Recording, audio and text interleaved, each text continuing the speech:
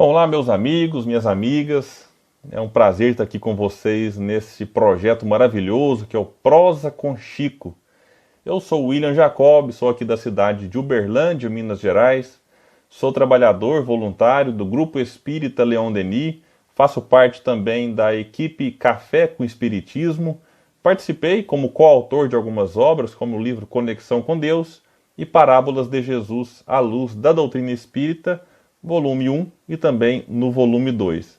E quando eu recebi o convite para contar algum caso aqui e trazer uma reflexão daquilo que Chico nos deixou, aí surgem muitas e muitas dúvidas, né? E o Chico tinha essa capacidade de, através da sua vivência, trazer profundas lições, né, grandes ensinamentos que a gente vê, que a gente escuta. Eu não tive a oportunidade de ver pessoalmente, como alguns amigos meus aqui da região, já que Uberaba está a 100 quilômetros de Uberlândia, então é comum a gente encontrar pessoas que conviveram e viram exemplos, né, partindo do Chico. Então eu tenho que me contentar com o que eu ouço. E é isso que eu vou falar um pouco hoje. Hoje eu escolhi uma história que eu sinceramente não sei se ela está em algum livro, até porque foram vários livros escritos, né, de casos do Chico. Mas eu vou contar o que eu ouvi, e eu tenho muito cuidado com isso, porque a gente acaba ouvindo e... mas será que foi? Será que não foi? Mas quem me contou merece o nosso respeito, o nosso carinho, a admiração e a confiança, que é a Juscelma Coelho, lá de Belo Horizonte. E na ocasião eu estava com ela, a gente estava almoçando junto, e ela resolveu contar alguns episódios dela, né, que teve uma vida muito próxima a do nosso Chico. Inclusive ela esteve com ele ali pouco tempo antes dele desencarnar, e na ocasião que ela contou, tenho como testemunha o nosso querido Arthur Valadares, que inclusive abriu, né, o Prosa com o Chico aqui nesse canal. E nesse dia ela contou que numa das visitas que ela fez à casa do Chico, né, que ela tinha esse acesso lá, ela conta que passou por uma situação diferente, estranha, porque ela chegou na mesa que o Chico tomaria café da manhã e viu que na mesa onde o Chico sentaria, alguém tinha colocado um jornal. Jornal desses, né, impressos, praticamente hoje já não se faz mais, mas um jornal ali que tinha as suas sessões, né, sessão de esporte, sessão de revista e tal. E diz o Selma que tinham colocado, organizado, para que o Chico, quando sentasse na cadeira, de frente para a mesa, ele se deparasse com a sessão ali da parte que falava da violência. E essa parte da violência, né, meus irmãos, fulano matou Beltrano, outro roubou, outro isso, aquilo. E quando ela viu, ela ficou sem jeito, porque ela falou, meu Deus, mas o Chico vai acabar de acordar e ao invés de ver notícias boas, né, o pessoal coloca logo a página sobre violência. E ela conta, de uma maneira muito bem humorada, que ela ficou pensando numa estratégia de ir lá e mudar a página do jornal, porque ela não conseguia concordar com aquilo que via. Dizendo ela, Chico, né, vivendo nessas vibrações maravilhosas, né, em contato com os espíritos bons, ter que acordar e lidar com esse tipo de notícia. Detalhe, a gente evita essas notícias, né? Eu, por exemplo, quando eu vejo esses programas televisivos aí que só traz tragédia, eu particularmente não gosto muito. Mas o Chico, vamos ver o que o Chico achava disso. E ela disse que ficou tentando arrumar uma forma de tirar e não conseguia.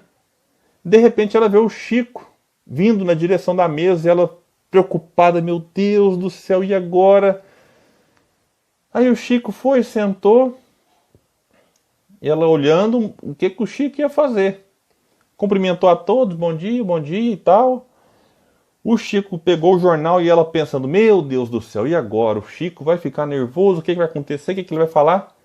Até que o Chico pegou o jornal, começou a ler as notícias, pegou um caderno de preces que estava ao lado do jornal, mas a Juscelma conta que ela não conseguiu perceber de imediato esse caderno lá, e ele começou a anotar o nome dos criminosos no caderno de prece.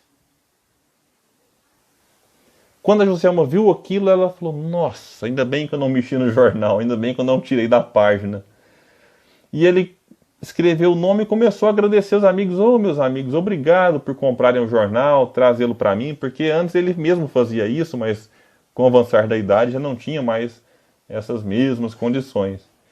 E aí ele dizia algumas coisas da importância da gente orar pelos criminosos, como nos recomenda o Evangelho segundo o Espiritismo. A prece para com os criminosos é uma caridade. É uma caridade talvez das mais difíceis. Porque ainda hoje é comum na sociedade a gente observar o pensamento de que bandido bom é bandido morto. E o Chico, ao invés de alimentar esse tipo de pensamento, gastava a sua energia e o seu tempo anotando o nome dos criminosos para que pudesse orar por eles. Então vejam que lição maravilhosa do Chico. Diante da frase muito conhecida que violência gera violência, a gente precisa combatê-la com aquilo que é o oposto dela. Não é com mais violência que a combateremos, mas é justamente oferecendo o símbolo da flor, o símbolo, né, que poderia representar a tolerância, a paz, o entendimento. Tem algumas imagens na internet que mostram isso, né? Diante de soldados fortemente armados, chega uma mulher e oferece uma flor. Porque se eu chego e ofereço outra arma, nós teremos uma ampliação da violência naquele local. Então é importante observar essa conduta do Chico, nessa prosa que temos aqui para falar desse exemplo, e ver como que o Chico compreendeu, na verdade, não somente aquilo que os espíritos e a doutrina espírita nos convidam a fazer, que é essa oração pelos criminosos, mas aquilo que o próprio Mestre, o próprio Jesus, já nos convidava há 2000 anos, que é justamente a orar pelos inimigos, né? Desejar-lhes o bem. No Sermão da Montanha está lá, né? Que em verdade foi dito que deve amar os amigos e tal, e odiar os inimigos. E Jesus amplia, né, o conceito, quando ele fala que lá, odiar inimigos, ele fala, é necessário amar os inimigos.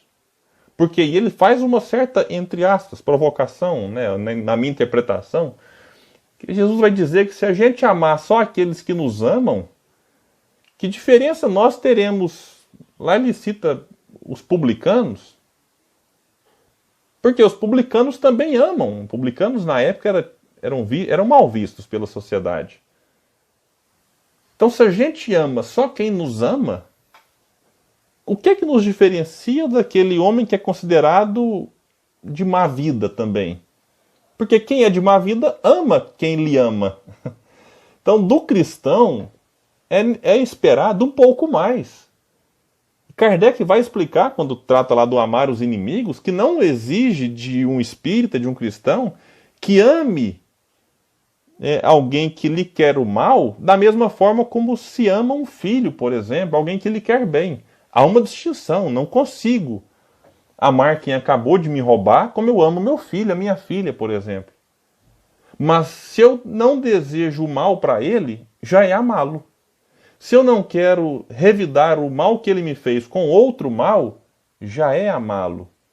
Se eu consigo, como alguns casos, né, o Chico tem vários casos dele com criminosos, se ele consegue até fazer o bem, o Chico fazia isso, com quem lhe fazia o mal, isso é amar os inimigos. Isso é o que Jesus nos convida a fazer. Isso é o que o Espiritismo nos esclarece. E é o que a vida do Chico vem servir de exemplo para nos mostrar que é possível. Tudo bem que o Chico, em termos evolutivos, está bem na nossa frente. Mas é um irmão, né, que nos deixa um exemplo e que nos mostra que, como o Chico não foi criado de maneira especial por Deus, ele conquistou as virtudes que possui, a nos mostrar que nós também podemos. Mesmo que demore, mas não podemos desistir. Desistir de amar o outro não pode ser uma opção para aquele que é espírita, para aquele que é cristão. Muito obrigado pela oportunidade, pela essa prosa com o Chico. Fiquem todos com Deus e muita paz.